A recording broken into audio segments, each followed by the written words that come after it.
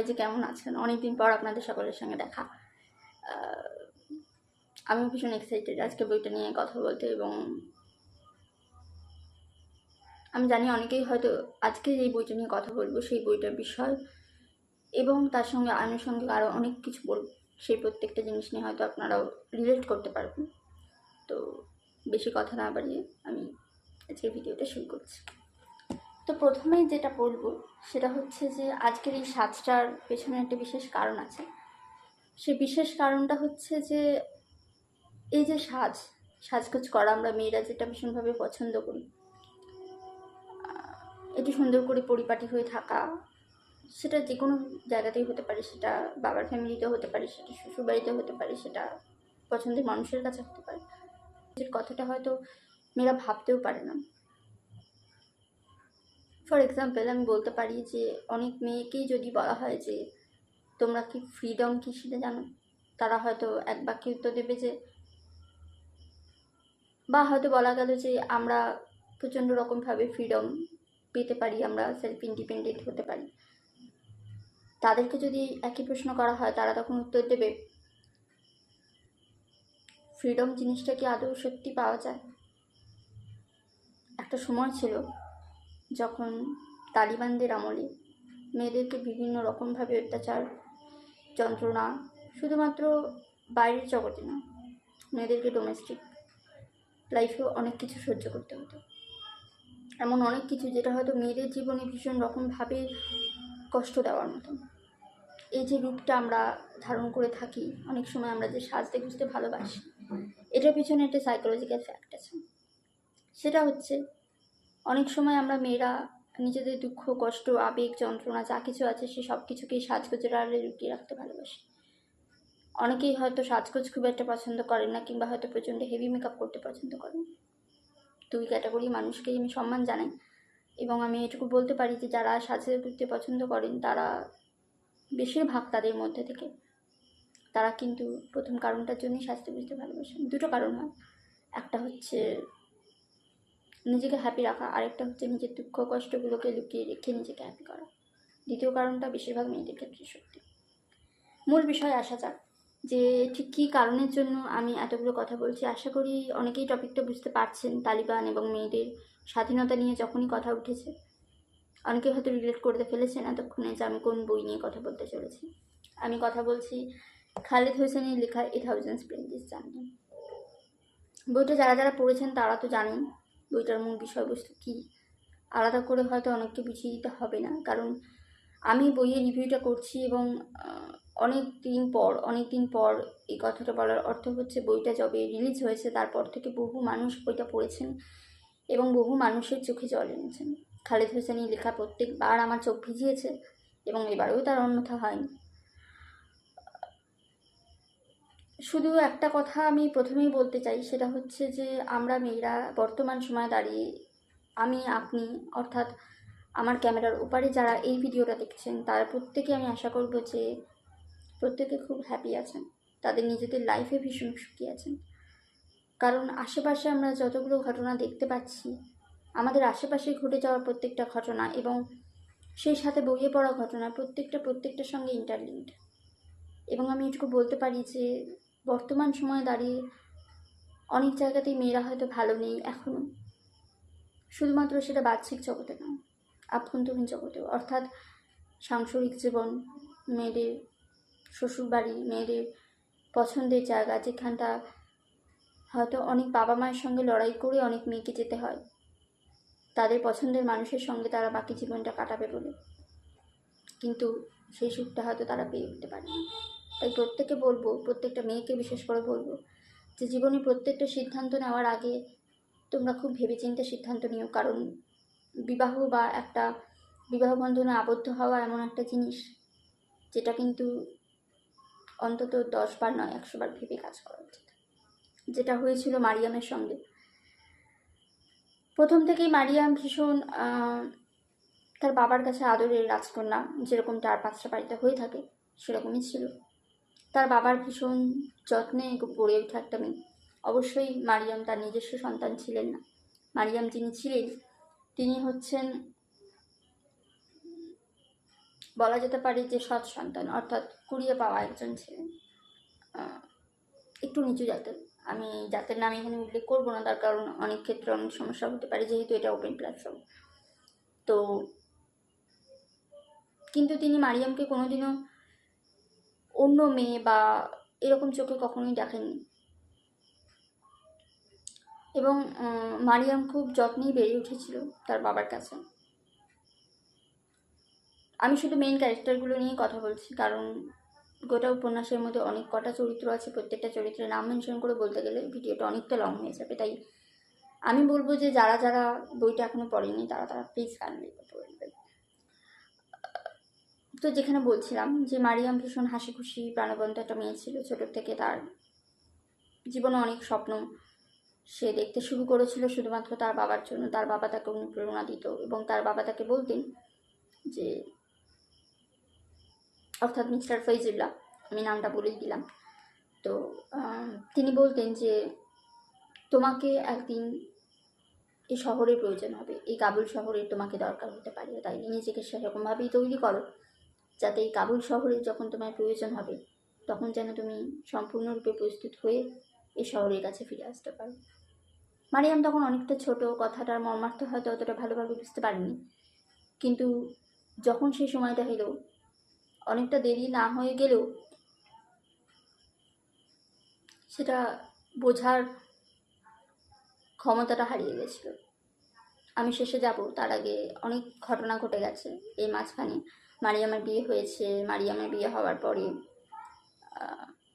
সে যাকে ভালোবাসত তার সঙ্গে সে সংসার করা শুরু করে, এবং তার পরবর্তীতে যা হয় একটা পারিবারিক সম্পর্কের ক্ষেত্রে একটা মেয়ের জীবনের যা স্বপ্ন থাকে, সংসার গোছানো, সমস্ত কিছুকে গুছিয়ে বাগিয়ে রাখা, তা সত্ত্বেও সে কিন্তু কোনোদিনও তার স্বামীর মন সেইভাবে করতে পারেনি, কারণ তার স্বামীর সবসময় একটা খুঁতখুঁতে স্বভাব ছিল, এবং সব কিছুর মধ্যেই সে একটা খুঁটিনাটি বিষয় নিয়ে মারিয়ামের সাথে একটা তর্কে উপস্থিত করত। সময়ের সাথে সাথে যত তাদের জীবনটা অতিবাহিত হতে থাকে, গল্পের সাথে সাথে দেখা যায় যে মারিয়াম নিঃসন্তান, অর্থাৎ অনেকটা দীর্ঘ সময় পেরিয়ে যাওয়ার পরেও মারিয়ামের জীবনে কিন্তু সে সন্তান সুখ পায়নি। এবং তার পরবর্তীতে যেটা হয় সেটা হলো মারিয়ামের প্রতি তার স্বামী মন উঠে যেতে থাকে একটা সময় পরে, যেটা হয় স্বাভাবিকভাবে। অনেকটা দীর্ঘ সময় অতিবাহিত হওয়ার পরে মারিয়ামও ধীরে ধীরে বুঝতে পারে যে মারিয়ামের জীবনে তার স্বামীর কোনো গুরুত্ব নেই। ইতিমধ্যে আরও অনেক ঘটনাই ঘটে গেছে। ইতিমধ্যে আরও দুটি ক্যারেক্টার, লায়লা বলে একটি ক্যারেক্টারের উপস্থিত হয়, এবং লায়লার সাথে সাথে আরও অনেক কটা ক্যারেক্টারের উপস্থিতি দেখা যায় গল্পে। মাঝখানে লায়লা হচ্ছে মারিয়ামের পাড়ারই একজন ছিলেন, অর্থাৎ শ্বশুরবাড়ির পাড়া। তো লায়লা ধীরে ধীরে বড় হতে থাকে, এবং একটা সময় পরে দেখা যায় যে লায়লার ভাই মারা যায়। লায়লা যাকে ভালোবাসত, এই মুহূর্তে আমার তার নাম মনে পড়ছে না, কিন্তু লায়লা যাকে ভালোবাসত তার সাথে সে চলে যাওয়ার প্ল্যান করেছিল, তার কারণ তার মনে হয়েছিল যে সেই একমাত্র তাকে সব থেকে বেশি খুশিতে রাখতে পারবে। এবং এন্ডে গিয়ে দেখা যায় যে লায়লা তার সাথে ভীষণ খুশি আছে, কিন্তু গল্পটা অন্য জায়গায়। গল্পটা হচ্ছে মারিয়ামকে নিয়ে। অনেকেই হয়তো বলবে যে গল্পটা হ্যাপি এন্ডিং রাখা সত্ত্বেও কেন আমরা এতটা কষ্ট পেয়েছি, বা কেন আমরা এতটা চোখের জল ফেলেছি। তার কারণ পুরো ঘটনার সেন্টারে ছিল মারিয়াম। মারিয়ামের জীবনে এমন অনেক ঘটনা ঘটে গেছে যেই ঘটনাগুলো আমাদের প্রত্যেকটা মেয়ের সঙ্গে ঘটলেও হয়তো আমরা একইভাবে কষ্ট পেতাম, দুঃখ পেতাম, বা হয়তো মারিয়ামের থেকে একটু বেশি দুঃখ পেতাম। কারণ মারিয়ামের ক্যারেক্টারটা ছিল এরকম, ভীষণ সহজ সরল প্রাণবন্ত একটা মেয়ে, যে সহজে মানুষকে বিশ্বাস করে ফেলতে পারে, এবং যে সহজেই মানুষের মনে একটা জায়গা করে নেওয়ার চেষ্টা করতে পারে। যেই কারণে কিন্তু মোল্লা ফৈজুল্লাহ, অর্থাৎ মারিয়ামের বাবা, একটা সময় মারিয়ামকে বলেছিল যে মায়ের গর্ভ থেকেও কিন্তু কষ্টদায়ক হচ্ছে একটা পুরুষের ভিতরে। কথাটা একটা ইংলিশ টার্ম আছে, ইংলিশ টার্মটা আপনারা বই রেখে নিন, আমি করছি না। এই কথাটা ভীষণভাবে সত্যি। আমি যখন বইটা পড়েছিলাম, কোটেশনটা পড়ার পরে আমার মনে হয়েছিল যে এতটা সত্যি কথা লেখক না করলেও পারতেন, কারণ আমাদের আশেপাশে হয়তো এমন অনেক মানুষ আছেন যাদের দেওয়া কষ্ট হয়তো আমরা গিলে নিলেও হয়তো ভেতরে গিয়ে হজম করতে পারি। কারণ আমাদের প্রত্যেকটা মেয়ের জীবনে এমন একটা ফেজ আসে যে সময় আমরা বুঝতে পারি যে এই জায়গাতে থাকাটা আমাদের ঠিক নয়। হয়তো সেখানে ধাক্কা খাওয়ার পরে আমরা একজন পূর্ণ নারী হয়ে উঠতে পারি, আমাদের নারী হওয়ার পেছনে তো অনেক প্রকার স্টেজ পেরোতে পারি, কিন্তু সেটা পেরোনোর আগেও আমাদেরকে আরও অনেক কিছু নিজেদের মনের মধ্যে চলা দ্বন্দ্ব, নিজেদের মনের মধ্যে চলা ঝড়, সেগুলোকে সামাল দিয়ে নিজেদেরকে সামলে আরও বাকি 5টা মানুষকে সামলে আমাদেরকে চলতে হবে। তাই মারিয়ামের মতন যারা সহজ সরল, তাদের জীবনের ধাক্কাগুলো বোধ হয় অনেকটা বড় বড় হয়। যারা একটু কঠিন পাথরে তারা হয়তো মানিয়ে নিতে পারলেও আমার মনে হয় না যে প্রথম থেকেই কেউ কঠিন থাকে। প্রথম দিকে সবাই সহজ সরল থাকে এবং সময়ের সাথে সাথে ধাক্কাগুলো খেতে খেতে মেয়েরা অনেক বেশি কঠিন হয়ে পড়ে। অনেকে এবার হয়তো বলবেন ফেক ফেমিনিজম নিয়ে কথা বলছি, একেবারেই না। এখানে ফেমিনিজমের কোনো প্রশ্নই নেই। এখানে প্রত্যেকটা ফ্যাক্ট, যে ফ্যাক্টগুলো আমাদের সঙ্গে, আমাদের বাস্তব জীবনে এবং সেই সাথে আমাদের আশেপাশের প্রত্যেকটা নারীর সঙ্গে ঘটে চলেছে, আমি শুধু সেই ঘটনাগুলোরই একটা বাস্তব উদাহরণ এবং সেই সাথে বইয়ে পড়া কিছু দৃষ্টান্তের উদাহরণ দিচ্ছি। তো গল্পে ফিরে আসা যাক। ইতিমধ্যে মারিয়ামের জীবনে অনেক ঝড় বয়ে গেছে। মারিয়ামের মা মারা গেছে, মারিয়ামের বাবা মারা গেছে, কিন্তু মারিয়াম সেই খবর তখনও পায় না। ইতিমধ্যে অনেকটা সময় অতিবাহিত হয়ে যাওয়ার পরে কাবুলে তালিবানরা আসে, যে জায়গায় মারিয়ামের বিয়ে হয়েছিল। তো সেখানে তালিবানরা আসে, তালিবানদের একটা শাসন চলতে থাকে। সেই শাসন বিভৎস শাসন। যারা সে সময়কার ইতিহাস পড়েছেন তারা খুব ভালো করে জানেন যে তালিবানরা কি নির্মম নিষ্ঠুর অত্যাচার করত। স্বামীর সঙ্গ ছাড়া মেয়েদেরকে বেরোনো যাবে না, একাধিক মেয়ে একসাথে বেরোতে পারবে না। এবং শুধু সেইগুলোই নয়, যেহেতু আফগানিস্তান, পাকিস্তান, তাজিকিস্তান এই সমস্ত দেশগুলো একটি মুসলিম অধ্যুষিত এলাকা, এবং সেই কারণে নারীদেরকে সবসময় বোরখা পরাটা একটা রীতি ছিল। তালিবানরা আসার পরে সেই রীতি আরও বেশি জোরালো হয় এবং একটা সময় পরে দেখা যায় যে মারিয়ামের বাড়িতে, মারিয়ামের যিনি একমাত্র আর্নিং মেম্বার অর্থাৎ মারিয়ামের হাজব্যান্ড, তিনিও কিন্তু একটা সময় পরে আর বাড়ি থেকে বেরোতে পারতেন না। তার কারণ তালিবানরা বেরোতে দিত না। কোনো রকমের মঞ্চশট করা, কোনো রকম উচ্চস্বরে মাইক বাজানো এবং আরও অনেক রকমের নিষেধাজ্ঞা তখন ছিল। এবং এই করতে করতে একটা সময় পরে তাদের জীবনে অনেক কিছুকে তাদের বিক্রি করে দিতে হয়, যাতে তারা একটু স্বাচ্ছন্দ্য জীবনযাপন করতে পারে। আরেকজন পুত্র সন্তান ছিল তার। তো এই আজিজা এবং আরেকজন যে পুত্র সন্তান, প্রত্যেকটা চরিত্রের নাম আমারও এই মুহূর্তে মনে নেই, তাই আমি আবারও বলছি যে যারা যারা বইটা পড়েনি তারা একবার পড়ে নেবেন। আজিজা এবং তার সাথে তার আরেকজন যে পুত্র সন্তান ছিল, তো তাকে নিয়ে লায়লার জীবনটা শুরু হতে পারত, কিন্তু এর মধ্যে ঘটে যায় একটি ঘটনা। অর্থাৎ মারিয়ামের জীবনে একটা বড় বিধ্বংসী ঝড়। সেটা হচ্ছে মারিয়াম নিঃসন্তান হওয়ার কারণে মারিয়ামের হাজবেন্ড লায়লাকে বিয়ে করে।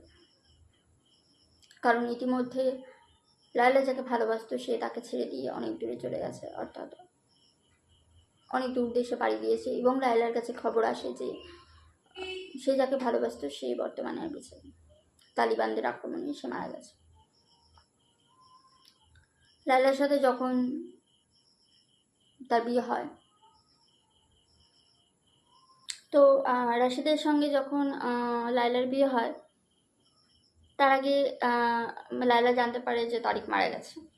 এবং রশিদের সঙ্গে যখন লায়লার বিয়েটা হয়, তখন মারিয়ামের জীবনে একটা বিধ্বংসী ঝড় আসে এবং লায়লাকে মারিয়াম কোনো মতেই সহ্য করতে পারতো না প্রথম দিকে।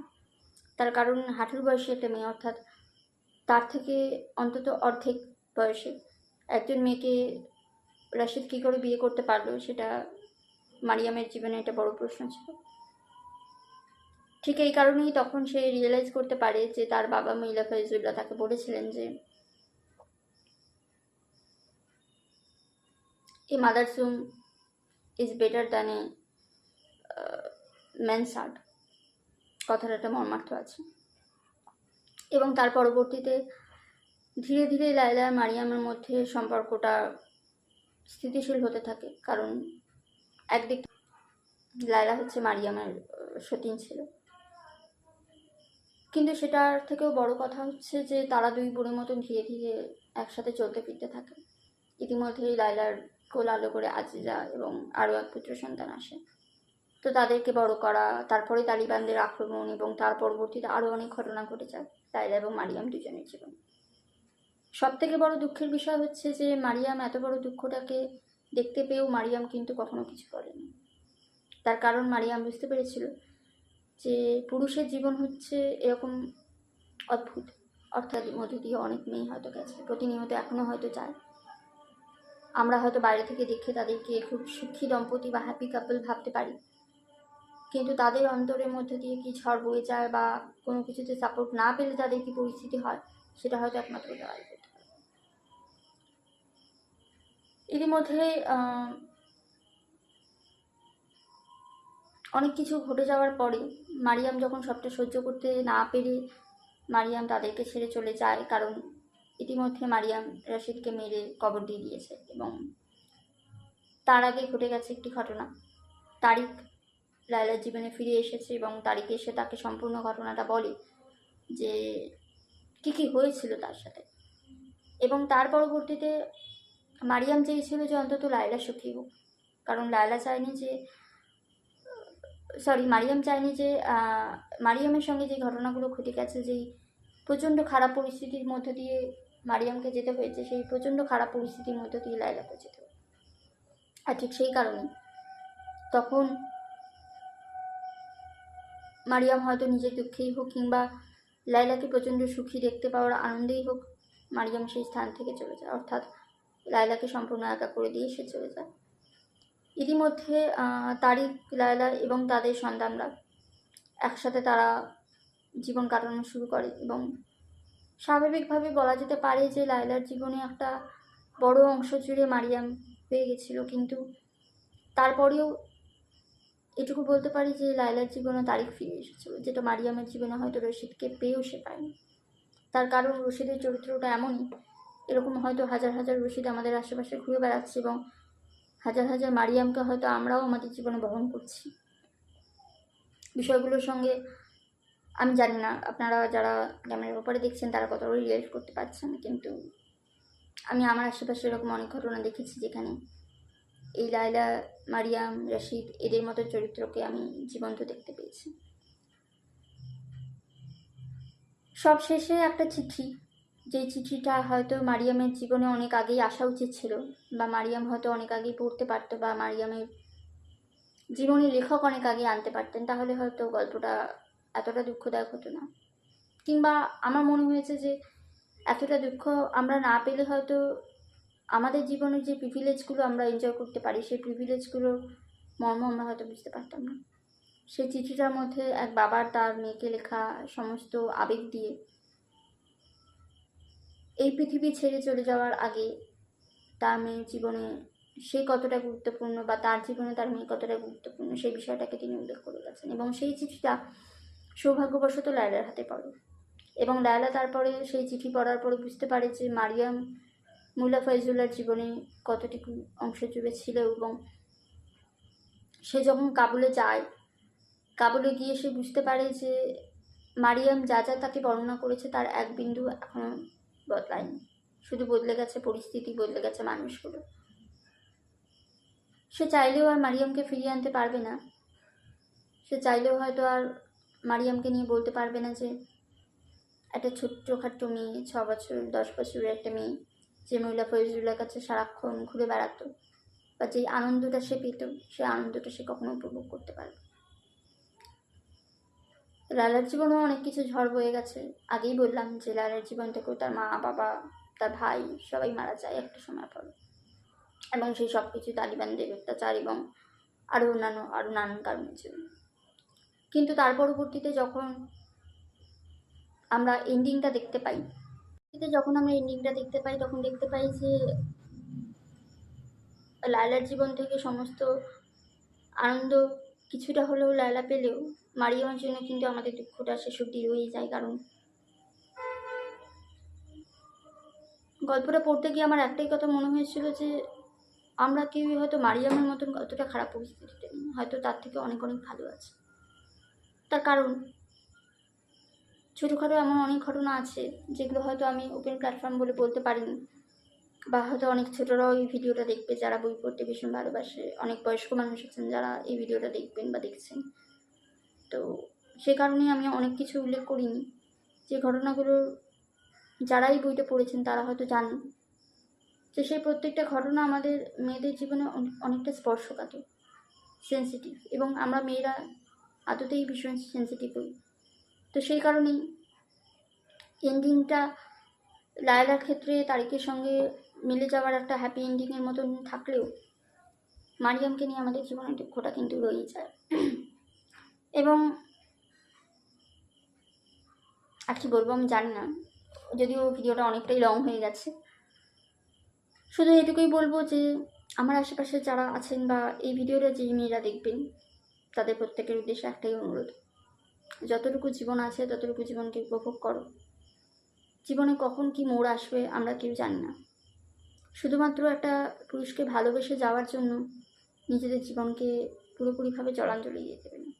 যে সিদ্ধান্তটা নেবে সেটা খুব ঠান্ডা মাথায় বিবেচনা করে নেবে, কারণ জীবন তোমাকে কিন্তু এই ধরনের সুযোগ একবারই দেবে, বারবার দেবে না। আজকের রিভিউটা এই পর্যন্তই ছিল। সবাই খুব ভালো থাকবেন, সুস্থ থাকবেন। ভিডিওটা কেমন লাগলো সেটা আমাকে রিভিউটা কমেন্টে অবশ্যই জানাবেন যে আপনাদের রিভিউটা কেমন লেগেছে, এবং এর পরবর্তীতে আপনারা কোন বইয়ের রিভিউ দেখতে চান সেটাও আমাকে জানাবেন। আজকে তাহলে আসি, দেখা হচ্ছে নতুন কোনো একটা ভিডিওতে, নতুন কোনো ভিডিও। Bye bye.